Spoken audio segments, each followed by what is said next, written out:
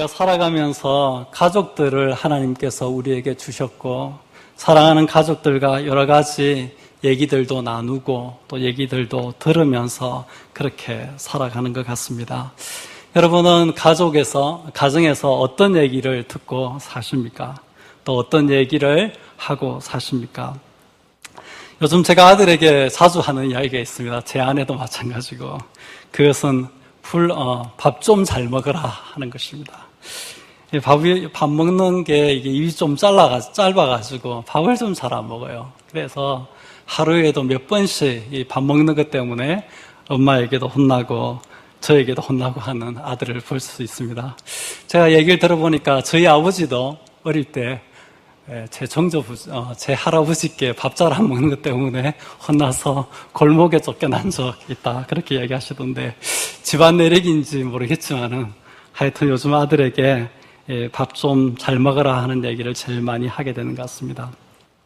가끔 아들을 제 방에 불러서 세워놓고 차려시켜놓고 말할 때가 있습니다. 그것은 좀 아이가 이렇게 거짓말을 한다든지 그렇게 하면 정직하라고, 참이 더 강하고 참이 거짓보다 더 힘이 세다 하고 이런 말 할 때는 방에 따로 불러가지고 차려차서 시켜놓고 말하기도 합니다. 저도 또 얘기를 듣고 삽니다. 제 외할머니가 90이 훨씬 넘으셨는데 외갓집에 갈 때마다 저에게 이런 말을 합니다. 했던 말도 하고 했던 말도 하시는데 좋은 목사들이 하는 말씀을 볼 때마다 끊임없이 저에게 들려주는 것 같습니다. 또 요즘은 제 아내가 저에게 이렇게 말을 많이 하더라고요. 젊을 때는 별로 말을 안 하던데 이 40대가 넘어가니까 남편에게 왜 그렇게 말을 많이 하는지 모르겠습니다. 남이면 상관 안 하고 포기하고 내버려 둘 텐데 자기 사람이 되다 보니까 얘기를 많이 한 것 같아요. 요즘 제가 제 아내에게 제일 많이 듣는 잔소리가 뭔지 아십니까? 제 아내가 담임 목사님하고 기질이 조금 비슷해요. 그래서 담임 목사님이 하시는 말씀하고 제 아내가 하는 이야기하고 굉장히 많이 비슷합니다. 오늘 설교를 하고 집에 가면 아마 아내가 제 설교에 대해서 뭔가 코멘트를 할 겁니다. 그런데 아마 담임 목사님이 코멘트 하는 거하고 그 싱크로율이 90% 이상 똑같아요. 그래서 제 아내가 요즘 무슨 말을 많이 하냐면, 담임 목사님은 당신하고 기질이 다르니까 담임 목사님 좀 잘 맞추어 드리라, 제발 좀 잘 맞추라, 그런 이야기를 저에게 많이 합니다.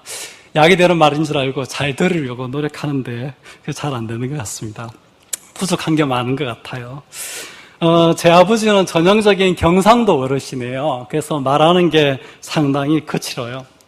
한 번 아침을 같이 먹는데 아버지가 저보고 하시는 말씀이, 기성아, 앞으로는 샴푸로 머리 감지 마라, 이런 이야기를 하더라고요. 여러분, 이런 이야기 들으면 당황스럽죠? 밥을 맛있게 먹고 있는데 느닷없이, 기성아, 앞으로는 샴푸로 머리 감지 마라.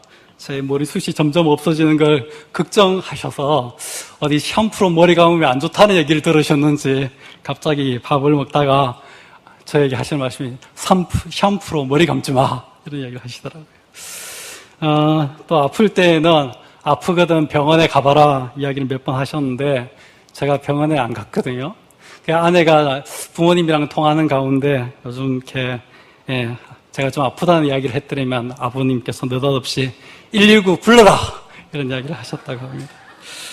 그런 말씀 속에 자녀에 대한, 아들에 대한 사랑이 녹아 있는 것입니다. 여러분, 사랑하는 가족들이 여러분에게 하는 말들이 있죠. 그 말들 속에는 우리를 향한 사랑이 담겨져 있고, 또 그 말들을 우리가 잘 받아들이고 소화하고 내 것으로 만들면 가족의 그 사랑을 내 것으로 취할 수 있습니다. 오늘 왜 이야기를 하냐면, 우리가 믿는 하나님도 참 우리에게 말씀하고 싶어 하시는 하나님인 것을 우리가 성경을 통해서 볼 수 있게 되어집니다. 불교와 도교와 같은 그런 종교는 사람이 참선을 하고 명상을 하고 자기 수양을 통해서 스스로 도를 깨우쳐가는, 스스로 진리를 찾아가는 그런 종교이지만은, 우리가 믿는 여호와 하나님께서는 우리에게 자기 자신을 계시하시고 우리에게 말씀하시고 말씀으로 우리에게 찾아오시는 그런 하나님이십니다. 기록되어져 있는 66권의 성경이 그것을 우리에게 잘 보여주고 구약시대에 끊임없이 그의 백성들을 향해서 하나님께서 보내셨던 선지자들이 그 증거이고 마지막에 육신을 입고 이 땅에 오신 예수님께서 바로 그 증거입니다. 하나님께서는 우리에게 말씀하고 싶어 하십니다.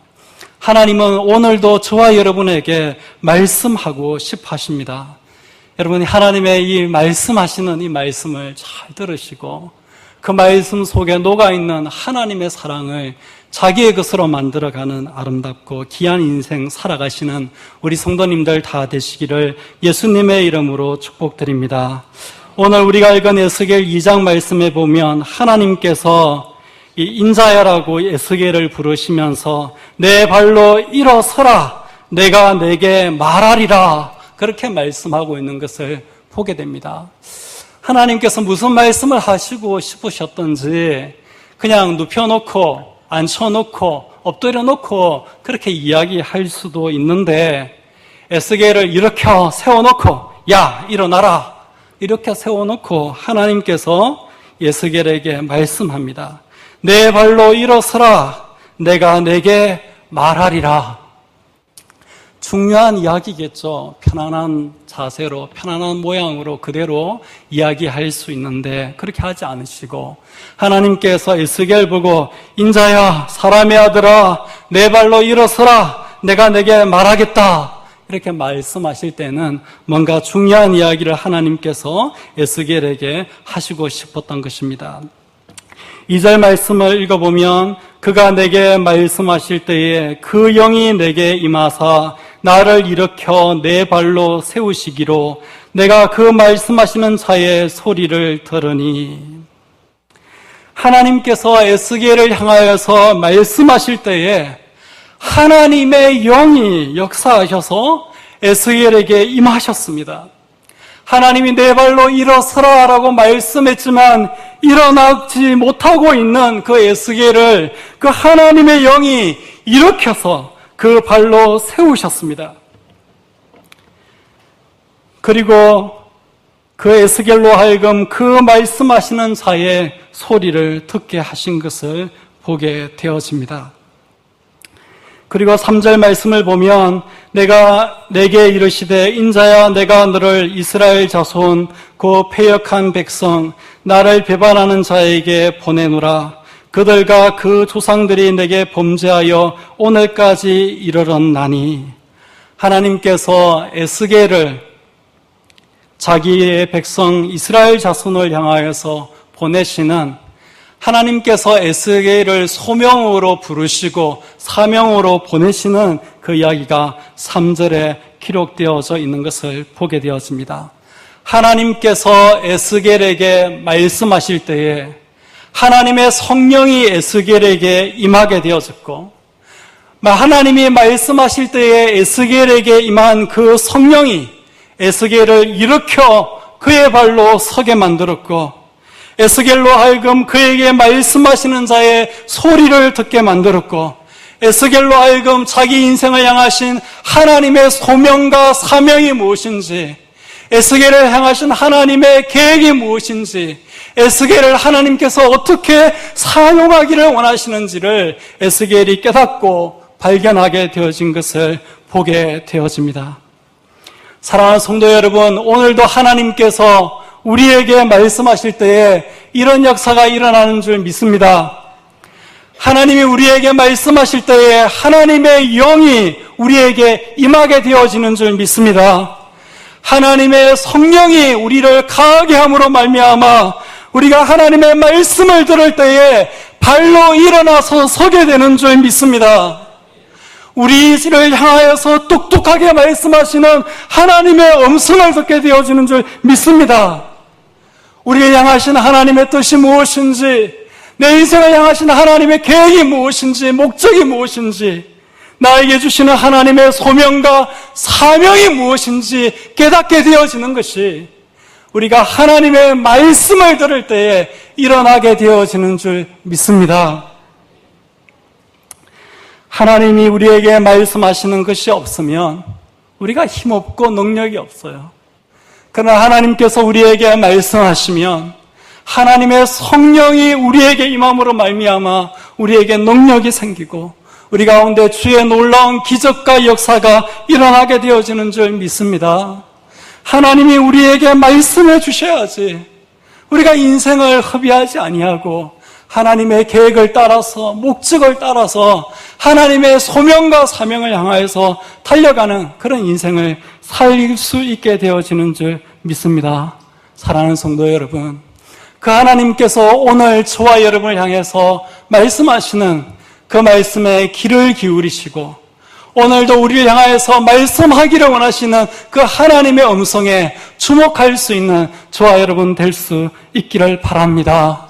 말씀을 들어야 성령이 우리에게 임하고 말씀을 들어야 우리가 일어나 우리의 발로 서게 되어지고 말씀을 들어야 우리에게 말씀하시는 하나님의 음성을 듣게 되어지고 말씀을 들어야 하나님의 소명과 사명을 발견하게 되어집니다. 여러분, 오늘 여러분의 귀는 무엇을 향해 있습니까? 무엇을 향해 있습니까? 어떤 이야기들로 여러분의 귀를 가득 채우고 있습니까? 여러분의 귀를 가득 채우고 있는 그 소리가 여러분을 사랑하는 이의 소리입니까? 여러분을 얼마나 사랑하는 이의 음성입니까? 우리를 위하여서 자기 아들 십자가에 내어줄 정도로 여러분을 사랑하는 이의 목소리입니까? 여러분을 위하여서 자기의 생명을 십자가에 내어줄 정도로 여러분을 사랑하는 이의 목소리입니까? 아니면 여러분을 해치고 여러분을 망치고 여러분을 비참과 저주 가운데로 심판 가운데로 이끌어갈 그런 이의 목소리는 혹 아닙니까? 사랑하는 성도 여러분, 오늘 이 오후 시간에 에스겔에게 하나님께서 말씀하심으로 에스겔에게 일어나게 되어지는 이 변화를 우리가 보면서 우리가 하나님께서 우리에게 말씀하고 계시고 우리가 그 하나님의 음성에 귀를 기울일 때에 우리 속에 놀라운 역사가 일어나게 되는 것들을 생각하고 하나님의 말씀에 귀를 기울이고 하나님의 말씀을 경청하는 마음들을 회복하는 귀한 은혜가 저와 여러분에게 있기를 바랍니다. 에스겔에게 말씀하실 때에 에스겔에게 일어난 일을 여러분 보시기를 바랍니다. 하나님께서 에스겔에게 말씀하실 뿐 아니라 하나님께서는 에스겔을 자기의 백성 이스라엘에게 보내서 에스겔을 선지자로 그 패역한 이스라엘 자손을 향하여서 보내셔서 그 이스라엘을 향하여서도 말씀하시기를 원하셨던 것을 보게 되었습니다.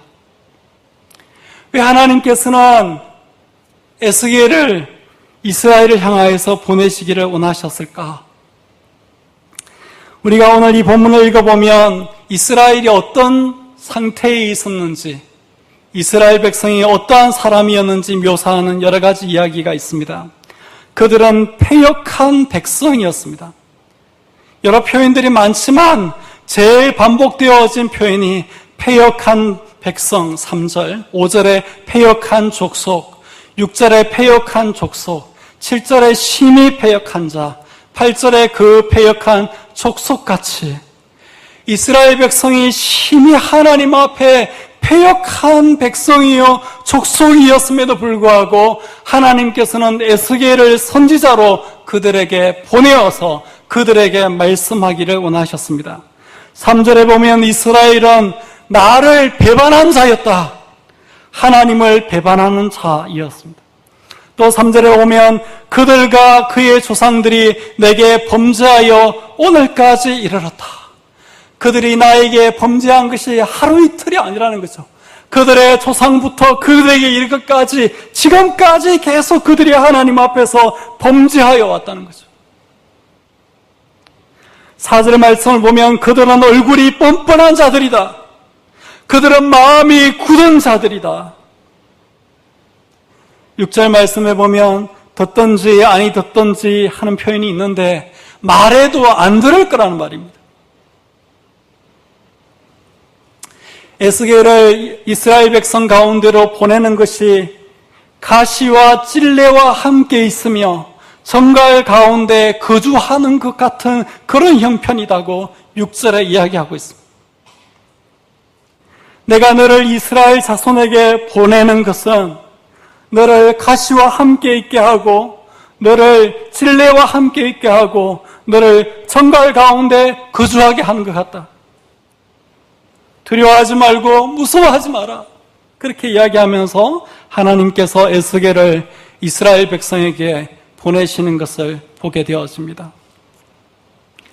패역한 족속인데도 하나님을 배반하는 자들이었음에도 불구하고 그들의 조상부터 오늘에 이르기까지 그들이 하나님 앞에 범죄하여 왔음에도 불구하고 그들의 얼굴이 뻔뻔하고 그들의 마음이 딱딱하게 굳었고 하나님이 선지자들을 그들에게 보내어서 말하여도 듣지 않을 것을 하나님께서 아시면서 오히려 그들이 가시와 찔레가 되고 정갈이 되어서 자기가 보낸 선지자를 괴롭힐 것을 하나님께서 아셨음에도 불구하고 하나님께서는 에스겔을 그들에게 보내셔서 그들에게 말씀하기를 원하시는 것을 우리에게 보게 되었습니다. 하나님께서는 왜 말씀을 듣지 않는 이 패역한 족속에게 그들의 그 배반과 패역함에도 불구하고 말씀하시기를 원하고 그들에게 선지자를 보내기를 원하시는가? 3장 27절 말씀에 보면 그러나 내가 너와 말할 때에 내 입을 열리니 너는 그들에게 이르기를 주 여호와의 말씀이 이러하다 하라. 들을 자는 들을 것이요. 첫 번째 이유는 그들이 패역한 족속이고 듣지 않는 백성이라고 할지라도 그래도 선지자를 보내어서 말하면 들을 자는 들을 것이기 때문입니다. 두 번째 이유는 3장 16절에서 21절에 기록된 것처럼 특별히 18절의 말씀에 있는 것처럼 이 선지자를 통하여서 이스라엘 백성에게 전달되어지는 하나님의 말씀을 그 백성이 듣고 깨우치고 순종하면 그것이 그들의 복이 되어서 그들이 그 말씀을 듣고 죄악을 떠나면 그 말씀이 그들의 생명이 되어서 그들을 구원하게 될 것이기 때문에 하나님께서는 그들의 패역과 배반함과 듣지 않음에도 불구하고 선지자를 그 백성에게 보내기를 원하셨던 것입니다. 두 가지 이유를 들었지만 빈약한 것을 여러분 아실 것입니다. 더 근본적인 이유는 사랑 때문이죠. 이스라엘 백성이 패역하고 이스라엘 백성이 하나님을 배반하고 그들이 조상 때부터 지금까지 범죄해오고 얼굴이 뻔뻔하고 마음이 굳고 듣지 않아도 그래도 그 백성을 사랑하기 때문에 그 백성에게 말씀하기를 원하고 그 백성에게 말씀하여서 그 백성이 그 말씀을 들음으로 말미암아 구원받을 수 있도록 죄와 악을 떠나서 하나님의 용서와 구원을 받을 수 있도록 만들기 위해서 그들에게 말씀함으로 말미암아 그들에게 하나님의 성령이 임하여서 그들을 일으켜 세우고 그들이 하나님의 뜻을 깨닫고 그들이 하나님의 목적과 계획을 발견하고 그들이 하나님의 소명과 사명을 발견할 수 있도록 하기 위해서 하나님께서 그 백성의 패역함에도 불구하고 선지자를 보내어서 말씀하기를 원하시는 것입니다. 여러분, 이것이 우리에게 말씀하고 싶어 하시는 하나님의 마음이에요. 하나님이 에스겔에게 말씀하실 때 에스겔에게 일어났던 그런 일들이 에스겔을 보내어서 하나님께서 이스라엘 백성에게 말씀할 때에 그 백성 가운데 일어나기를 원하는 하나님의 그 마음, 그 백성을 사랑하는 그 간절한 마음이 그 백성의 패역함과 배반에도 불구하고 선지자를 또 보내어서 말씀하기를 원합니다. 선지자를 보내어도 그들이 듣지 않고 선지자를 보내어도 그들을 환영하지 않고 가시와 찔레가 되고 정갈이 되어서 그 선지자를 핍박할 것을 하나님이 아심에도 불구하고, 그럼에도 불구하고 그 백성을 향한 사랑 때문에 하나님께서 보내시는 것입니다. 신약 마태복음 13장에 기록되어져 있는 씨 뿌리는 자의 비유가 이러한 하나님의 마음을 잘 드러내고 있다고 생각이 되어집니다. 그 씨 뿌리는 비유를 보면 그 씨가 더러는 길가에 떨어지고, 더러는 흙이 얇은 돌밭에 떨어지고, 더러는 가시떨기 위에 떨어지고, 더러는 좋은 땅에 떨어진다고 그렇게 이야기합니다. 마태복음 13장 11절에 의하면 이 씨 뿌리는 자의 비유는 천국의 비밀을 담고 있다는 것을 우리에게 가르쳐 주는데, 이 천국의 비밀은 이거라는 거죠. 씨를 뿌리는데 좋은 땅에만 뿌리지 않는다는 거죠. 좋은 땅에 뿌리면 물론 30배, 60배 많은 결실을 거두게 되어지지만, 이 천국의 아름다운 씨앗을 뿌리는 그 씨 뿌리는 자는 좋은 땅에만 뿌리지 않는다는 거죠. 길가에도 떨어지게 하고, 흙이 얕은 돌밭에도 떨어지고, 가시떨기 위에도 떨어지게 하는 것입니다. 깨닫지 못하여 그 말씀을 빼앗기는 길가에도 떨어지게 하고, 뿌리가 없어 잠시 견디다가 환난이나 박해가 일어나는 때에는 넘어지는 자에게도 이 씨앗을 떨어지게 하고, 세상의 염려와 재물의 유혹에 말씀이 막혀 결실하지 못하게 하는 자에게도 그 말씀의 씨앗이 떨어지게 하는 것이 하나님의 마음이라는 것입니다. 그런 하나님의 마음 때문에 길가 같은 마음밭을 가진 자도, 돌밭 같은 마음을 가진 자도, 가시떨기밭 같은 마음을 가진 자도 하나님의 은혜와 긍휼을 입을 수 있는 기회를 주기 위해서 하나님께서 씨를 그렇게 뿌리시는 것입니다. 이 백성이 패반하고 패역하고 배반하고 듣지 않을 것, 마음이 뻔뻔하고 굳은 자인 것을 알면서도 하나님께서는 선지자를 보내어서 그들에게 말씀하시는 것입니다. 여러분, 우리에게 말씀하시는 하나님이 이런 마음과 이런 불붙는 열정을 가지고 오늘도 저와 여러분을 향해서 말씀하고 계시는 것을 여러분 기억하시기를 바랍니다. 우리에게 말씀하신 하나님의 마음이 보통 마음이 아니에요. 너희 마음이 돌밭 같아도 내가 모른 척 안 하고 뿌린다. 너희 마음이 길가밭 같아도 내가 씨 아까워하지 않고 뿌린다. 너희 마음이 가시떨기밭 같아도 내가 주저하지 않고 뿌린다. 제발 이 말씀 좀 듣고 이 말씀으로 말미암아서 좀 새로워지고, 이 말씀으로 말미암아 죄와 악을 떠나고, 이 말씀으로 말미암아 좀 구원받고, 이 말씀으로 말미암아 우리를 향하신 하나님의 계획과 목적을 깨닫고 하나님의 소명과 사명을 따라 살도록 원하시는 간절한 소원을 가지고 오늘도 우리에게 말씀하시는 하나님이신 줄 믿습니다. 여러분, 이 하나님의 말씀에 좀 반응할 수 있는 저와 여러분 될 수 있기를 바랍니다. 하나님께서 에스겔을 그 패역한 이스라엘에게 보내시면서 하나님께서 가지신 기대가 있었습니다. 하나님의 기대는 다른 것이 아닙니다. 하나님의 기대는 5절 말씀에 기록되어 있는데, 그들은 패역한 족속이라 그들이 듣든지 아니 듣든지 그들 가운데에 선지자가 있음을 알지니라.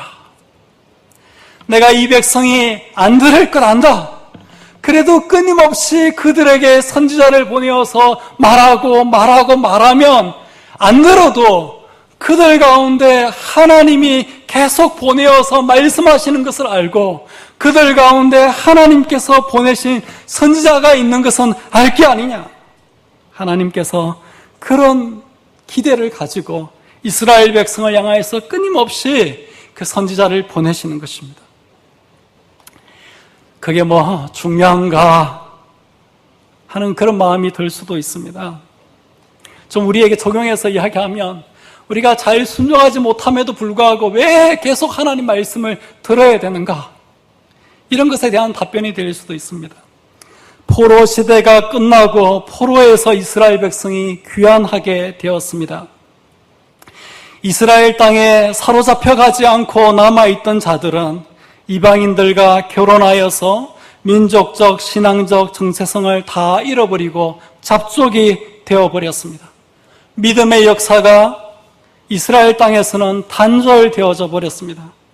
그러나 에스겔과 같은 사람들을 하나님께서 보내셔서 그 사로잡혀 있는 그 자들, 그 포로되어 있는 이스라엘 백성을 향하여서 하나님께서 계속 보내셨습니다. 말 안 해도 보내셨습니다. 최소한 선지자가 있는 건 알 거 아니냐 하고 보내셨습니다. 그런데 그 포로로 사로잡혀간 그곳에서는 다니엘과 그의 세 친구들, 왕비 에스더 같은 사람을 통하여서 믿음의 역사가 포로로 잡혀간 그 땅에서 바벨론과 같은 그 제국 가운데서 계속 이어지고 있는 것을 성경이 우리에게 가르쳤습니다. 그리고 포로에서 귀환하게 되어질 때에 성전과 예루살렘 성벽을 재건하고 신앙 회복의 역사를 일으키고 부흥의 역사를 일으켰던 에스라와 느헤미야와 같은 영적인 지도자들을 그 포로로 잡혀가 있던 그 땅 가운데서 배출하게 되어지는 것을 보게 되어집니다. 이스라엘 백성이 듣지 않아도 끊임없이 선지자를 보내어서 말씀하신 그 하나님의 그 사역이 이스라엘 백성이 마음이 굳고 얼굴이 뻔뻔하여서 듣지 않음에도 불구하고 끊임없이 그들을 향해서 나아가 외쳤던 선지자들의 사역이 물거품이 되지 않고 열매를 맺고 있는 것을 보게 되어집니다. 우리가 하나님 말씀을 개인적으로 받을 때에 한 번 듣고 잘 순종할 수 있으면 얼마나 좋겠습니까? 그런데 듣고 순종해야 되는 줄 알면서도 잘 못해요. 잘 못해요.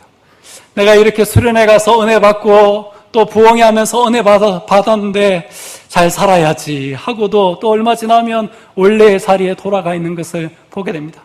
그럼에도 불구하고 계속 수련회 가고 부흥회 참석하고 주일마다 예배에 나와서 말씀 들어야 하는 이유가 그렇게 끊임없이 말씀을 듣고 말씀에 노출되다 보면 우리도 모르는 사이에 영적인 변화가 일어나게 되어지는 줄 믿습니다. 말씀 사역자들에게도 동일한 도전입니다. 교회의 구역장님들 또 교사들 우리 교육자들이 있습니다만은 말씀 가르칠 때 한 번 다 가르치면 막 배우고 한 번 가르치면 알아듣고 한 번 가르치면 깨우치고 한 번 가르치면 삶이 변화되면 얼마나 좋겠습니까? 정말 긴 인내를 가지고 가르쳐야 되는 것을 보게 되어집니다. 어떨 때는 정말 가르쳐도 안 변한다 하는 그런 마음이 들 때도 있습니다. 그래도 해야 되는 줄 믿습니다. 듣든지 아니 듣든지 선지자를 보내신 그 하나님의 사역이 결국 열매를 맺는 것을 보면서 우리가 인내하면서 때를 얻든지 못 얻든지 항상 힘써서 말씀을 전하는 사역을 잘 감당하는 우리 교회가 되기를 예수님의 이름으로 축복드립니다. 사랑하는 성도 여러분, 오늘 말씀은 복잡하지 않습니다. 간단합니다. 하나님께서 에스겔에게 말씀하실 때 에스겔에게 어떤 일이 일어났는가 우리가 보는 것입니다. 하나님께서 그 패역하고 배반하고 잘 안 듣고 얼굴이 뻔뻔하고 마음이 굳고 하는 그 이스라엘 백성을 향하여서 선지자를 꾸준하게 보내시는 그 하나님의 사역이 어떻게 되었는가. 우리가 이것을 보면서 우리가 하나님의 말씀을 들을 때에 우리 속에 어떤 일이 일어나겠는가, 우리 공동체가 하나님의 말씀을 끊임없이 들을 때에 어떤 일이 일어나겠는가, 이 나라와 이 민족, 이 백성이 하나님의 말씀을 계속 들을 때에 어떤 일이 일어나겠는가 우리가 주목해 보는 것입니다. 듣든지 안 듣든지 하나님 말씀 전하고 복음 전하고 하나님 말씀으로 도전할 때에 하나님의 성령이 이 나라와 이 민족, 이 땅의 교회들, 이 땅의 주의 백성들에게 역사할 것을 믿음 가운데 바라볼 수 있는 저와 여러분 될 수 있기를 바랍니다. 말씀을 들음으로 에스겔에게 일어났던 그 일이 오늘 저와 여러분에게 일어나기를 예수님의 이름으로 축복드립니다. 선지자 에스겔을 통하여서 이스라엘 백성이 하나님의 말씀을 들음으로 말미암아 그 나라와 그 민족 가운데 어떤 일들이 일어나는 것들을 우리가 보면서 우리 공동체 가운데 또 이 나라의 민족 가운데 하나님의 말씀으로 말미암아 새로운 변화가 일어나기를 우리가 소망하는 그런 마음들을 가질 수 있기를 바랍니다. 여러분, 말씀을 사모하십시다. 말씀을 좀 많이 들으십시다. 귀를 기울여 경청하십시다. 말씀으로 자신을 깨우치시고 깨우친 말씀을 믿고 여러분이 힘써 순종하시기를 바랍니다. 그래야 소망이 있습니다. 그래야 소망이 있습니다. 여러분, 성경을 읽어보면 하나님께서 역사하실 때에 말씀으로 역사하시는 것을 보게 되어집니다.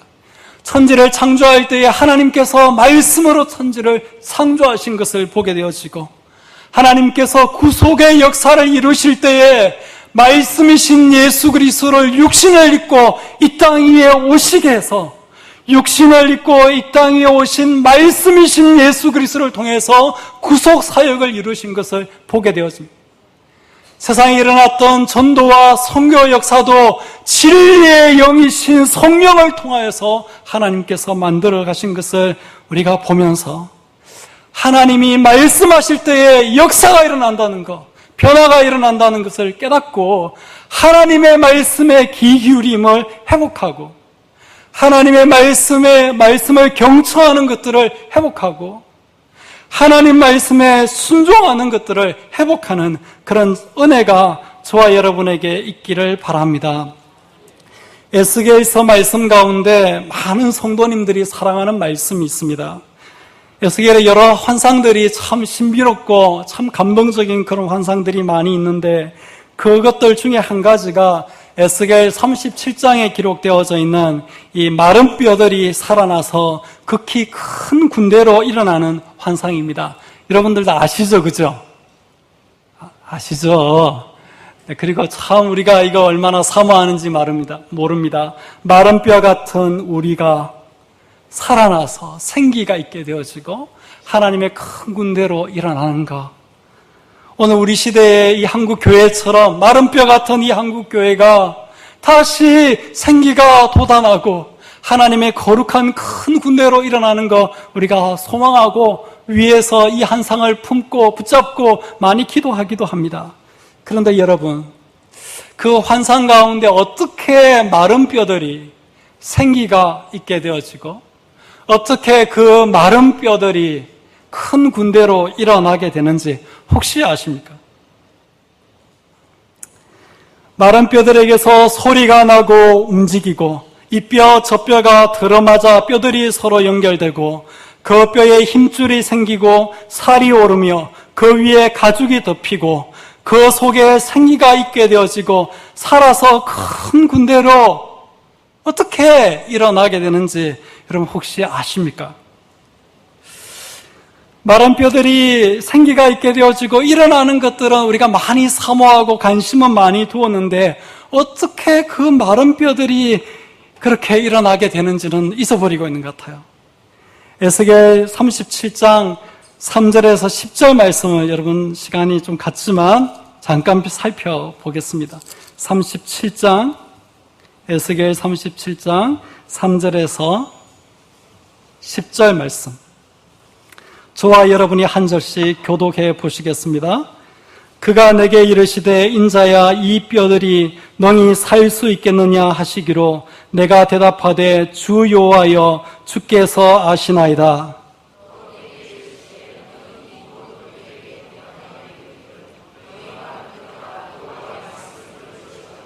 주 여호와께서 이 뼈들에게 이같이 말씀하시기를 내가 생기를 너희에게 들어가게 하리니 너희가 살아나리라.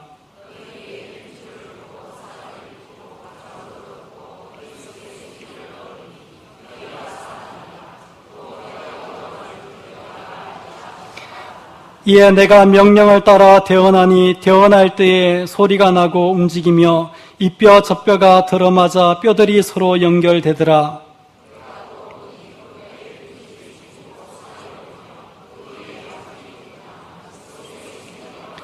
또 내게 이르시되 인자야 너는 생기를 향하여 대언하라. 생기에게 대언하여 이르기를 주 여호와께서 이같이 말씀하시기를 생기야 사방에서부터 와서 이 죽음을 당한 자에게 불어서 살아나게 하라 하셨다 하라.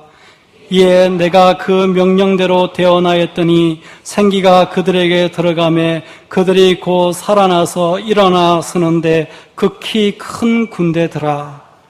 하나님께서 에스겔에게 인자야 이 뼈들이 너희 살 수 있겠느냐 물었습니다. 에스겔이 생각해 보니까 모르겠어요. 그런 일들이 사람으로는 일어날 수 없어요. 그래서 주 여호와여 주께서 아시나이다 그렇게 말합니다. 그때 4절에 또 내게 이르시되 너는 이 모든 뼈들에게 대언하여 이르기를 너희 마른 뼈들아 여호와의 말씀을 들을지어다. 이 마른 뼈들이 하나님의 큰 군대로 일어날 수 있었던 것은 이 마른 뼈들이 하나님의 말씀을 들을 때에 그런 역사가 일어난 것입니다. 이 마른 뼈들이 하나님의 말씀을 듣는 과정을 통하여서 그렇게 큰 군대로 일어난 것입니다. 이 마른 뼈들을 향하여서 선지자가 하나님의 말씀을 대언할 때에 그런 역사가 일어난 것을 성경이 우리에게 가르쳐주고 있습니다. 여러분, 하나님의 말씀이 마른 뼈도 생기 있게 만들고 마른 뼈도 일어나 큰 군대가 되게 만드는 그런 권세와 능력이 있는 것을 믿으시기를 바랍니다. 하나님의 말씀을 대언하는 것이 왜 중요한가? 하나님의 말씀을 대언하는 것이 왜 중요한가? 하나님의 말씀을 선지자가 대언할 때에 마른 뼈들이 그런 역사가 일어나기 때문입니다. 요즘 시대를 보면 참 재미있는 설교가 유행하고요. 또 유행하는 사람들이 좋아하는 설교가 있습니다. 그런데 우리 교회 오면 좀 다른 것 같아요. 우리 목사님이 말씀 전하기 전에 항상 기도하실 때에 말씀을 바르게 전할 수 있도록 해달라고 기도하시는 것을 보게 되어집니다. 왜 말씀을 바르게 전하는 게 중요한가? 재미있지 못해도, 세련되지 못해도, 막 감동적이고 호소력 있지 못해도 왜 바르게 전하는 것이 중요한가?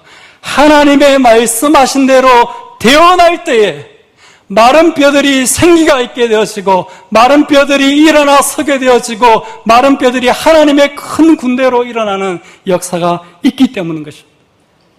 사랑하는 성도 여러분, 바르게 하나님의 말씀을 대언하는 것에 대한 입맛을 회복하시기를 바랍니다.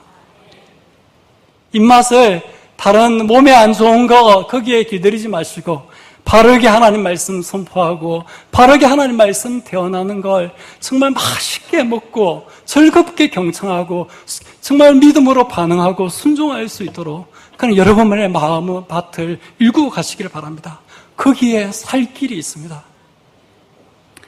오늘 이 말씀을 통해서 우리 교회 가운데 하나님의 말씀에 대한 사모함들과 열심들이 회복되어지기를 바라고 특별히 하나님 말씀을 바르게 대언하는 말씀 앞에 큰 믿음과 순종함으로 반응하는 교회가 되어서 마른 뼈와 같은 이 땅의 교회들 가운데 우리 교회가 제일 먼저 생기 있는 교회로 일어나고 다 쓰러져 있고 무너져 있는 이 땅의 교회들 가운데 우리 교회가 제일 먼저 일어서서고 다 약골이 되어서 오합지졸이 되어버린 이 땅의 교회들 가운데 우리 교회가 하나님의 큰 군대로 일어나는 그런 놀라운 역사가 있기를 예수님의 이름으로 축복드립니다.